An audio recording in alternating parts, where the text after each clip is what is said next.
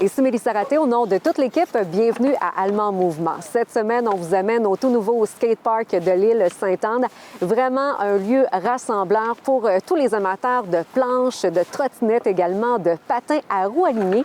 Un investissement qui totalise 285 000 $. On en jase dans un moment.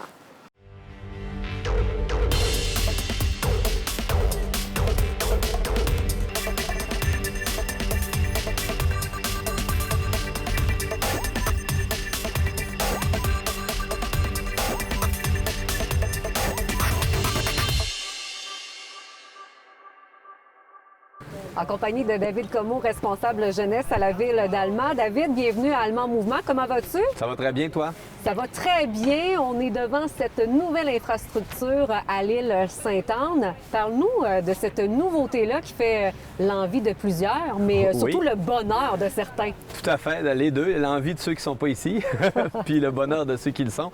Bien, c'est l'agrandissement du skatepark de l'île Sainte-Anne. C'est un projet que ça fait longtemps qu'on a dans les caisses, qu'on travaillait lentement mais sûrement, si on veut. Puis là, ben, c'est l'aboutissement, la construction qui a été faite cet été par la firme Papillon, une firme québécoise là, qui compte une trentaine de skateparks à son actif. Puis la particularité, ben, il y en a deux principales. C'est que, première des choses, c'est un skatepark en béton. Oui. Fait que les modules sont intégrés à la surface de roulement. Tout est en béton. Puis la deuxième chose, c'est qu'on a un bol, si on veut, qu'on voit là, à l'arrière. Ça, c'est le premier dans la région aussi. Là, fait que c'est super intéressant par rapport à ça. Là. On est très contents. C'est quand même un projet, tu viens de le mentionner, qui était dans la tête de la ville depuis plusieurs années. L'ancienne infrastructure qui, ben, je dis ancienne, elle est encore utilisée, là, mais quand même, ça faisait quoi, une vingtaine d'années? C'est ça, j'ai pas compté, là, mais plus d'une vingtaine d'années, je gagerais quasiment à 30. C'est un skatepark qui a connu ses belles années, son âge d'or lors de la construction, qui est bien pensé, il est encore bien designé. C'est pour ça qu'on a décidé de le conserver. Puis il y a certains modules qui sont plus récents qu'on avait remplacés dans les dernières années. On veut le conserver pour vraiment avoir une infrastructure qui est vaste, qui est polyvalente, puis qui répond tant aux gens en planche à roulettes, en skate ou en trottinette, mais aussi ceux en BMX. Donc, c'est l'objectif de conserver. Puis, bien, il y a d'autres investissements qui s'aviennent en 2022. Là, de l'autre côté, on a beaucoup d'espace. Donc, j'imagine que là, on va vérifier si toutes les infrastructures répondent aux normes. Sinon, il y en a quelques-unes qui seront enlevées tout simplement. Oui, exactement. Il y en a certaines qu'on va réparer, qu'on va rajeunir pour maintenir en place. Puis il y en a d'autres là, qu'on va évaluer leur utilité, leur utilisation. Là. Puis ça, on se fait toujours conseiller d'utilisateurs qui connaissent vraiment le sport en tant que tel. Là. Tu en as parlé tout à l'heure, entre autres, c'est la firme Papillon qui est spécialisée là-dedans, qui a fait plusieurs parcs pour les skates un petit peu partout au Québec. Comment s'est fait l'approche avec cette compagnie-là pour évaluer là, tout ce que vous vouliez finalement? Bien, dans le fond, avant même d'approcher la compagnie, on a été approché par un comité citoyen qui avait fait des démarches auprès du conseil de ville, puis qui ne savait pas qu'on avait déjà en réflexion ce projet-là. Fait qu'on est arrivé, oui, c'est ça. Ça l'a aidé à le mettre d'avant là, plus rapidement, évidemment. Puis, dans le fond, on a travaillé avec ce comité citoyen-là qui est composé d'utilisateurs principalement. Puis, on est allé en soumission tout simplement. On a fait un appel d'offres. Puis, c'est la compagnie, la firme Papillon, là, qui a remporté l'appel d'offres. Puis, à ce moment-là, bien, ils nous font une proposition qui rentrait à l'intérieur du montant alloué. Puis, c'est la proposition qui a été acceptée. Là. Parle-nous du comité des citoyens, ceux et celles qui ont à cœur le parc de skate, mais évidemment qui pratiquent ce sport depuis plusieurs années. Là. Vous avez répondu à leurs besoins. Il y a eu quand même une belle concertation. Oui, tout à fait. Puis, tu sais, j'ai trouvé intéressant l'approche qu'il y avait eu avec le conseil, dans le sens que souvent, le skatepark, pas le skatepark, mais le skateboard ou les sports apparentés au skate, souvent, c'est un peu marginalisé, c'est un peu plus underground. Mais ce qui m'expliquait, c'est que ça ne l'était c'était quand c'est sorti dans les années 70-80. Mais les utilisateurs des années 70-80, c'est rendu des papas, des mamans qui sont encore des utilisateurs, mais qui viennent en famille. Puis ça, bien, c'est sûr que quand ça touche un plus large public, une plus large clientèle, c'est plus facile à mettre de l'avant, évidemment. Fait que ça a été l'approche qu'ils ont utilisée, puis ça a super bien fait. On a eu plusieurs rencontres durant l'hiver là, pour c'est quoi leurs attentes, parce que l'objectif, c'était de répondre aux attentes des utilisateurs, mais on avait certaines limitations, parce que c'est sûr que des skateparks, il y en a qui valent 1,5 million, il y en a d'autres qui valent 100 000. Fait que, tu sais, c'est de répondre aux attentes, mais d'avoir, tout en respectant le budget alloué aussi.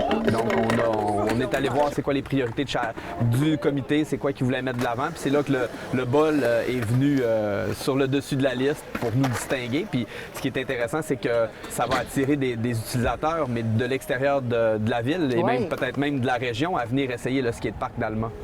David, il y a vraiment un engouement là, depuis les dernières années. On a parlé que oui, les années 70-80, mais maintenant, les papas amènent les enfants, les mamans amènent les enfants également. C'est vraiment un lieu qui va devenir rassembleur pour les petites familles. Bien, tout à fait, particulièrement avec les Jeux olympiques qu'il y a eu l'été dernier, où le skateboard était à l'affiche. Donc, c'est sûr que ça a popularisé, ça a toujours un impact positif, là, les années olympiques, dans la population pour les différents sports qui sont au programme. Le skate s'en sauve pas. Puis il y a aussi certains projets qu'on a faits, là, entre autres avec Enforme au lac, des projets d'initiation où il y avait des gens qui venaient coacher les jeunes, là, un peu dans le même volet que sport de rue, qui est déjà actif. Donc il y a 3 municipalités, dont Alma, qui en a profité là, l'été dernier. Puis je pense que c'est l'an 1 d'un projet qui risque de revenir dans les prochaines années. L'inauguration s'est déroulée il y a déjà quelques semaines. Ça a été quoi la réaction du comité qui a planché avec vous pour ce nouveau skatepark? Bien, la réaction est extrêmement positive. Les gens sont fiers de leurs installations, puis sont fiers de leur implication. Tu sais, c'est le fun de s'impliquer puis d'avoir un résultat, on peut le comprendre. Donc, ils sont extrêmement fiers du résultat. Puis la municipalité aussi, les conseillers puis les coordonnateurs, on est super contents de l'engouement. Tu sais, présentement, on est en pleine fin d'après-midi, journée de travail, journée d'école, puis ça n'arrête pas, mais c'est comme ça depuis le début, depuis l'ouverture, même avant. Donc, c'est super positif pour ça. Là. Tout le monde est très heureux du résultat. C'est un projet quand même de 285 000 $. Donc, tout ça comprend ce qu'on peut voir derrière toi. Là. Exactement. Ça inclut tout ce qui est en dessous du skatepark, la préparation du sol, le drainage et tout, mais aussi la surface, le travail, les dessins d'atelier et tout, puis jusqu'à la fabrication. Là, c'est 285 000 $, dont 35 000 $ qui proviennent de notre collaborateur Desjardins. Un partenaire financier qui répond toujours présent pour les saines habitudes de vie. Ça, c'est bien, bien, bien important. Tout à fait. Ça, c'est fait. Maintenant, il y a un autre projet pour l'année prochaine qui est en cours, ce qu'on appelle une fameuse Pump Track. Oui, exactement.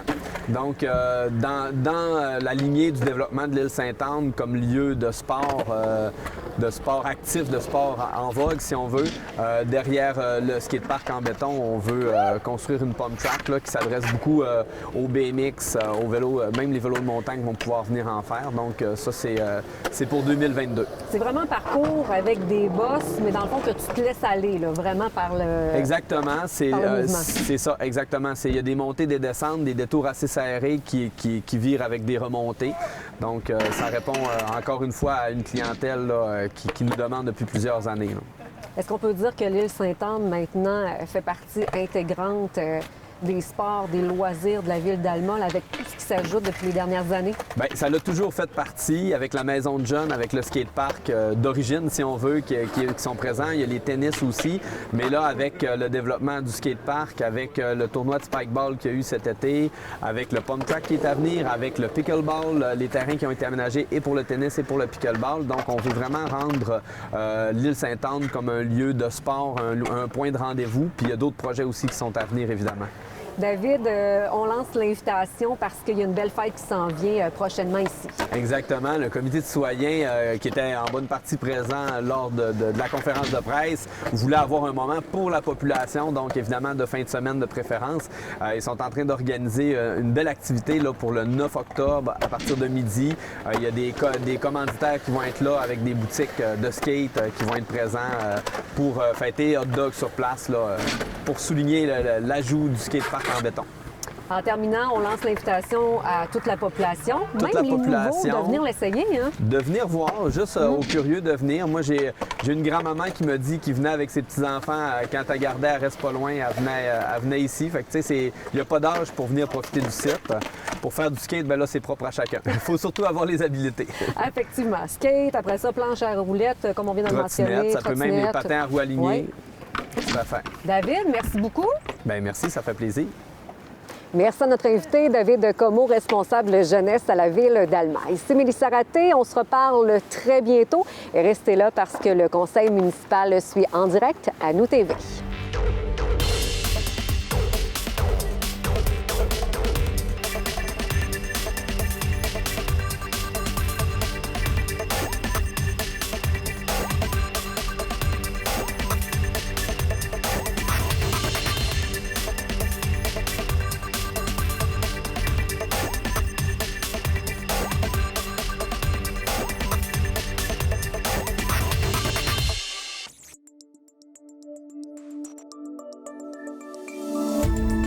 Cette émission d'Accès est appuyée par Cogeco et est rendue possible grâce à la collaboration de la communauté avec Nous TV.